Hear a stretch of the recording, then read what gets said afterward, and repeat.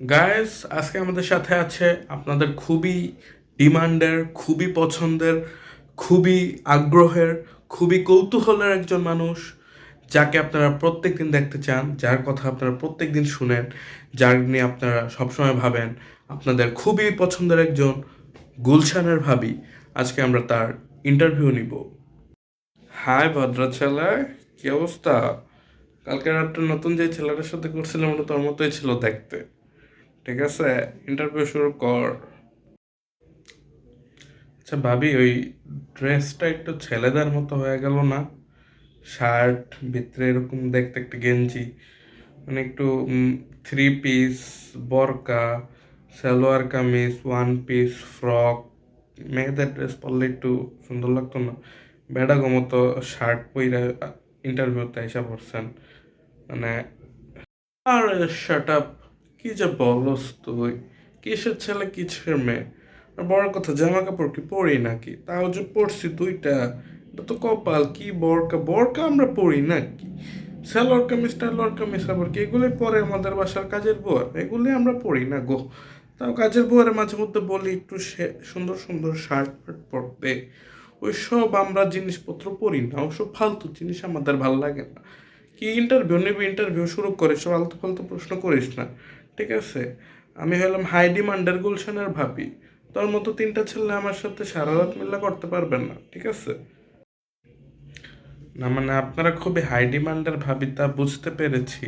কিন্তু ভাবি, মানে আমার প্রশ্নটা হলো এরকম যে, মনে করেন আপনারা তো একজনের সাথে বিবাহ করেছেন, একজনকে বিয়ে করেছেন। তাও বিয়ের পরেও ধরেন এত কোটি কোটি টাকার মালিক একটা ছেলে আপনার, মানে জামাই আপনার, তারপরও আপনি কেন ওই রাস্তার গাঞ্জাখোর টাঞ্জাখোর ছেলেদের রাস্তা থেকে ধইরা নিয়ে যান? মানে বিষয়টা আসলে কি এরকম যে আপনার অন্য ছেলেদের দিয়া নিজেদেরটা ঢুকাই, মানে করতে হয়? বিষয়টা একটু খুলে বলেন, জনতা জানতে চায়। এটাই আমাদের সোয়াগ। ওইসব একজনের সাথে আমাদের বেশিক্ষণ ভাল লাগে না। এই জন্য আমরা টাকা তো আমাদের কাছে অনেক ভরে ভরে পড়ে থাকে, রাস্তা থেকে ধরে নিয়ে যায়। আর তোর মতো ছেলেরাই তো আমাদের জন্য ওই গলিতে দাঁড়ায় থাকে। ওই গলি তো আছেই দুইটা, ওই দুইটা গলির থেকেই তো আমরা ছেলে ধরে নিয়ে যায়।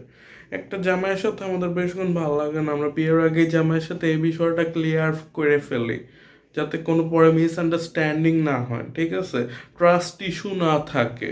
সো আমার সাথে আমার জামাইয়ের ফার্স্টের থেকে এটা ক্লিয়ার করা, আমাদের মধ্যে কোনো মিসআন্ডারস্ট্যান্ডিংও নাই, কোনো ট্রাস্ট ইস্যুও নাই, ঠিক আছে? We are happy husband wife. যতই আমরা সেক্স অন্য মানুষের সাথে কেন নিয়ে যতই না করি, কিন্তু দিন শেষে আমরা একজন আরেকজনকে ভালোবাসি। কারণ ভালোবাসা তো দেহ দিয়ে হয় না, ভালোবাসা মন দিয়ে হয়। দেহ যে সুখ দিবে সেই আমার, যারে টাকা দিব সেই সুখ দিবে, ঠিক আছে? সো কেন তোমরা এখন আদিম আলম আদিম যুগে পড়ে আসো? আমাদের মতো সোয়াগই হবো, এক এক দিন এক এক ছেলে। বুঝতে হবে ব্যাপারটা। কপালে তো এরম বলল পরে। আচ্ছা ভাবি, মানে পরের প্রশ্নটা হলো, ধরেন আপনি তো এখন বিবাহিত। আপনি যদি এখন আপনার জামাইয়ের থেকেও আরো ধনী একজন ছেলে পেয়ে যান, আরো টাকাওয়ালা একজন ছেলে পেয়ে যান, আপনি কি আপনার জামাইকে ছেড়ে ওই ছেলের কাছে চলে যাবেন? অবশ্যই ভাইয়া। কি যে বলেন, কেন যাব না? যার কাছে টাকা আছে তার কাছেই চলে যাব, যার কাছে বেশি টাকা ওর কাছেই চলে যাব। কি যে বলেন ভাইয়া, আপনারাও না উল্টা পাল্টা প্রশ্ন করেন ইন্টারভিউতে। কেন যাব না? এটা তো কমন সেন্স। কম টাকাওয়ালা ছেলের কাছে আমরা কেন থাকবো? ভালোবাসার গান্ড মারি, যার কাছে বেশি টাকা অবশ্যই তার কাছে চলে যাব। ঠিক আছে, ঠিক আছে। আচ্ছা ভাবি, আপনার মতে একটা ছেলে কখন ভালো ছেলে? মানে হলো কি, একটা ছেলের মধ্যে কি কি গুণাবলী থাকলে বা কি কি বৈশিষ্ট্য থাকলে, কি কি ক্যারেক্টারিস্টিক থাকলে আপনি ওই ছেলেটাকে ভালো ছেলে বলবেন? এই প্রশ্নটার উত্তর পুরো দেশ ও জাতি জানতে চায়। যেমন গুলশানের ভাবি একটা ছেলেকে কিভাবে ভালো ছেলের নজরে দেখে। ভালো ছেলে? আর কি যে বলেন, ভালো ছেলে যে দুইটা গুণাবলী লাগবে। প্রথম কথা, ফ্রি মাইন্ডেড হতে হবে, টক্সিক হওয়া যাবে না, আমাকে জিজ্ঞেস করতে পারবে না যে আমি কি করছি, কেন করছি। আমি একটা কাজ করব, আমার ইচ্ছা, ঠিক আছে? টক্সিক আচরণ করা যাবে না। আমাকে যদি জিজ্ঞেস করে যে আমি এই কাজটি কেন করছি, কেন করব, কি জন্য করব, তাহলেও একটা টক্সিক ছেলে। এরকম টক্সিক হওয়া যাবে না, টক্সিক আচরণ করা যাবে না। খুবই ফ্রি মাইন্ডেড হতে হবে। আমাকে অন্য 20 জনের সাথে, 50 জনের সাথে, 100 জনের সাথে ঘুমাইতে দিতে হবে, এরকম ছেলে আমি বিয়ে করব।